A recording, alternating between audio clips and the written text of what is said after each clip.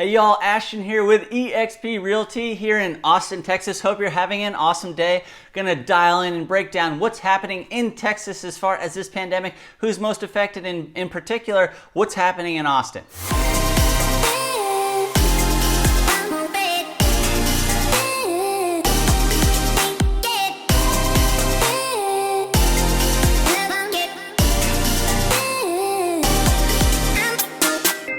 At the peak of this pandemic, unemployment reached 14.7% nationwide. It's now down to about 8.4% nationwide. Texas sits at about 7%, and Austin is actually about 5.5%. We've got about a lot of government, a lot of medical, a lot of education jobs, tech jobs here in Austin, so we didn't get impacted as much except for our leisure and hospitality industries and our information industries were actually dramatically impacted. And because hospitality was hit so hard, most of those jobs are actually filled by women, and so disproportionately women were having higher unemployment rates than men if you were over the age of 20. Those numbers have leveled out right now to about 8%, but they were up at 15.5% for women and 13% for men over 20 were unemployed. Another thing that goes into unemployment is how much school did somebody finish? Did they finish high school? Did they finish college?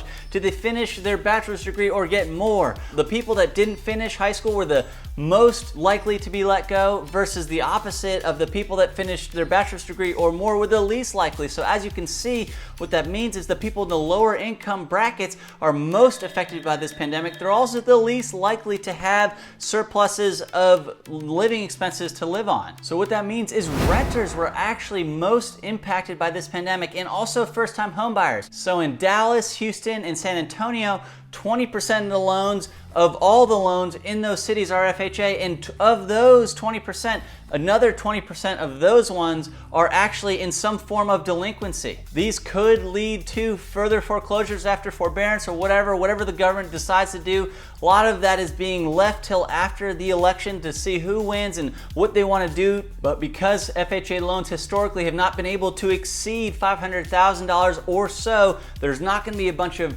real nice properties that go into foreclosure and you can get at a bargain. One of the coolest things about Central Texas is we have a tremendous ability to work from home. The National Association just put out a survey or whatever it's called that says Travis and Williamson County are in the top 30 counties nationwide for working from home. What they do is when they factor that stuff in, they look at internet connectivity, urbanization, office-related jobs, affordability of homes, and population growth. So we live in a great area to be able to work from home.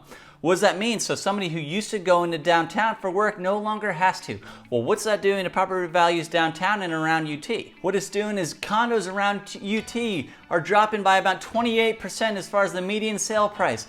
Condos downtown just north of the river have a median sale price that's down 18% while sales are up 13%. So that looks like people are trying to liquidate their condos while they can still get some money for them. Businesses are closing downtown. P. Terry's pulled out of downtown. That's saying something. Buffalo Bills, where I used to take my dad to whoop up on them on ping pong or pool or shuffleboard, they've closed permanently. Easy Tigers closed permanently. And then you got COVID with the tight spaces, you got the homelessness paired with the remote learning and stuff. People don't feel the need to be locked up in a tight box downtown anymore, and they're looking for more wide open spaces. So the counties and the cities and the zip codes around Austin are seeing dramatic growth. In Buda, median sale prices are up 15.5%. But where we're really seeing the biggest impact is out by Lake Travis. People want to live on the lake. They leave downtown, they go to the lake. Even places like Houston, people are coming to work remotely, renting places around the lake, buying boats. You know, the cost of a used boat right now, you take the upper end as far as used sale prices and you add 50% to it because people have a huge desire to get on the lake right now. It's the only place you don't have to socially distance anymore. It's like it was pre-pandemic. It's a beautiful thing. So people want to be on the lake, they want to view, they want to have some air to breathe, they want to go on walks and be with family.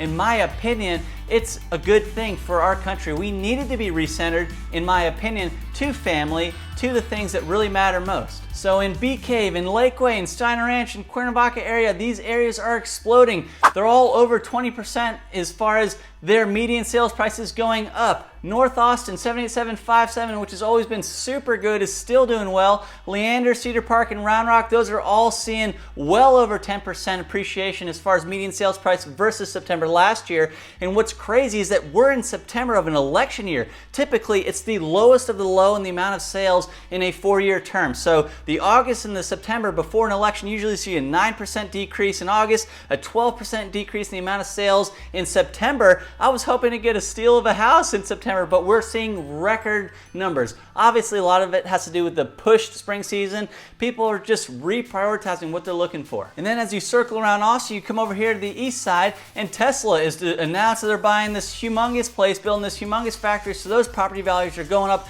super as well. The one outlier I found interesting was Dripping Springs. So out southwest, out past the Y is the area of Dripping Springs. We saw a 50% increase in the amount of homes sold, but the median sale price was actually down 5% from last September. So what that may be indicative of people buying too much, they got let go, they needed to sell their houses, so we saw a huge increase in the amount of sales, but the median sale price went down. What the government's doing to continue to drive the recovery nationwide is the Fed chair has basically adjusted their policy in regards to inflation. Typically they shoot for 2% inflation each year, but they changed their policy to around 2%. That basically means that rates should stay low for a long time, at least a couple years, which will help drive our recovery. And because rates are so low, more people are buying. So what this means is loans are actually taking longer to close. So typically you could close a loan in 30 days, no problem if you're aggressive. Now, even with good files, people are asking for 45 days to close a loan. So things are taking a little bit longer. Refinances are taking a whole long time. Most people don't know that when an interest rate changes by 1%, say 4% to 3%, your buying power goes up 10%. So when rates change lower, you can actually qualify for more houses. So what this is doing is it's getting a lot of people to get out of their small houses, get out of their condos downtown or whatever, and buy a house that they can now afford as well because rates are so low. I know this is like a fire hose of information. I hope you found it helpful. If you have any questions about it or you want to see some sources, let me know. I'd be happy to send them to you. I would be honored to talk to you about your place or any places that you're thinking about or whatever. You have some friends that you want to refer. I would love that. And I wish the best to you and your family. God bless.